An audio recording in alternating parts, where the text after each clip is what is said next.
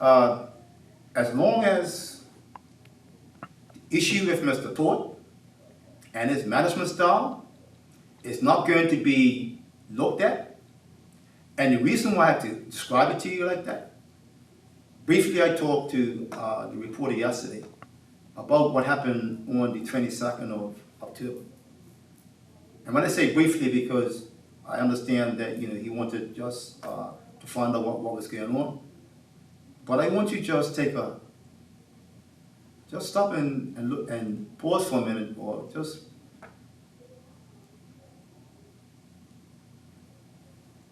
Mr. Todd, as the director, is meeting with all the maintenance employees, and it's about 30 of them. Might be a little bit less, might be a little bit more.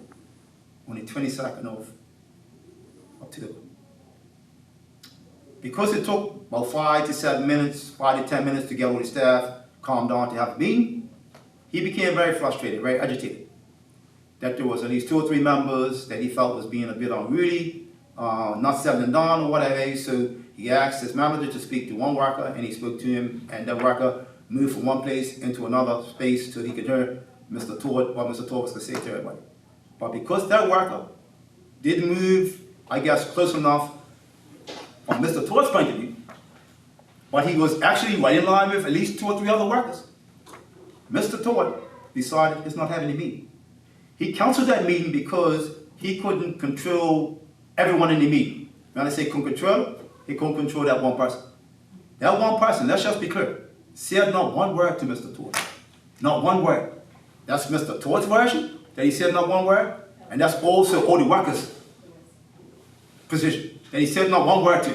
He was offended because of the way he looked at it, because of the way he was looking at it.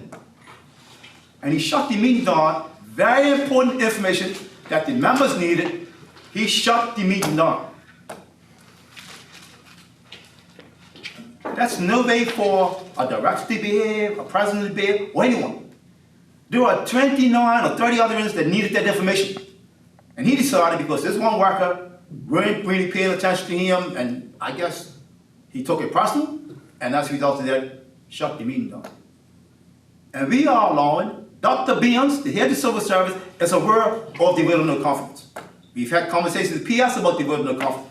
She thought we should file a grievance. First of all, it's not in the BIU, it's a BBIU member. This category is not in the BIU. But you're not addressing the issue. The issue is that if this is all the workers' fault, what's going on at DPT, that means the management's perfect. I'm sorry, but there are some very underlying issues at DPT that needs to be addressed from the management side. I gave you the example, how they're not consistent. A half a day, a couple of hours, versus sending somebody in for 2 weeks. When I left the meeting this morning, this brother told me, Brother Chris, they sent me in for 2 weeks because I took a picture. And this matter, left outstanding for about 6 weeks after that.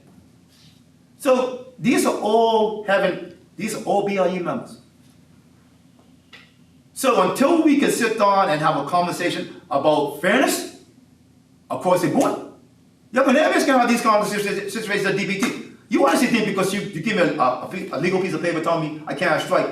If my employer does something to me and my only recourse left is to withdraw my letter, that's what's going to happen. Because we're not going back to slavery here. That's what it sounds like, just trying to take us. Wildcat strikes. The return to work today was based on, I guess, the foreman in question. I know that the vice president of the division and the officers last night was talking to the minister, talking to the PS, prime minister, talking to the director about having the foreman go home while the report is handed to the director and the results come back in. And they wanted him to go home for 2 days, which would have been today and tomorrow. My understanding from Brother Wade, the vice president, they even moved that to 1 day. Just send him in for today. He can come back to work on Monday, but he should go off the job for at least some time while you're concluding the investigation, even just looking at the report. And the management team said, no, they're not prepared to do that. My understanding from Brother Wade this morning is that they spoke to the foreman, and the foreman didn't like what was going on. He was prepared to go home today. He was prepared to go home. Brother Wade called Mr. Todd on the phone. He had him on speaker. I was listening to what Mr. Todd said, and he told Mr. Todd brother supposed to go to him, what's your position?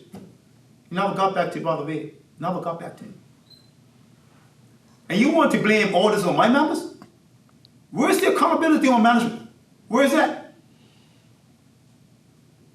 And it would appear, this is the BIU's present position. The director is controlling the minister, the director is controlling the PS. People have a right to withdraw their labor if they are not satisfied. I just gave you an example where we've been talking to the management team for the last 7 days. The last 7 days. So it's not like we had meetings, and it's not like they weren't warned that, and there was warned by myself as a president. I'm trying to avoid a bus shutdown. I'm trying to avoid the garage shutting down. I told them that. And if the minister and the government of the day thinks that you're going to control organized labor or people who are not organized by telling them, well, you know what, you're not allowed to don tools anymore because it's unlawful. It really is? No. It's unlawful for you not to give me proper notice in an area that's essential where I've got to give you notice to withdraw my labor. And if that has changed, nobody's told us that the people who don't work in the essential service area now have to give notice in order for them to withdraw their labor. Since when? I mean, you're threatening to claim damages against the BIU. I mean, I didn't make this up. That's what it says. The legal action will ask for damages for inducing breach of contracts at DPT. I had urged the members to give at least 24 hours notice if they were going to withdraw service. I have to stand by that because that's what I tell the members. I think that this organization that we represent, we have to be honest. And if I said that to the members, I can't come in front of you and say something completely different, because if somebody comes and says, sorry, but that's what the president told us. We have to be consistent. If I'm asking for the management team to be consistent, we have to be consistent and tell the truth. People are questioning us as to whether or not we're telling the truth on certain issues or whatever have you. That's what I said to members. I'm telling the public, and immediately exactly what I tell my members. Remember now, understand, the president can advise his members. If the members decide that they want to take industrial action, they're more than entitled to do that. They were fed up, and they have a right to be fed up. I apologized to the public yesterday when I said I can apologize to the public again, because people called her and apparently they made at me when the service got shut down, and I'm like, what happened? Because now I'm gonna go out inside and call my members, because I was in another 3-hour meeting with Hamilton the Princess negotiations yesterday, and when I got out, the service had been shut down. So now and calls are coming about the bus is shut down. So before I get a chance to get an update as to what transpired, people are blaming the BIU president for what happened.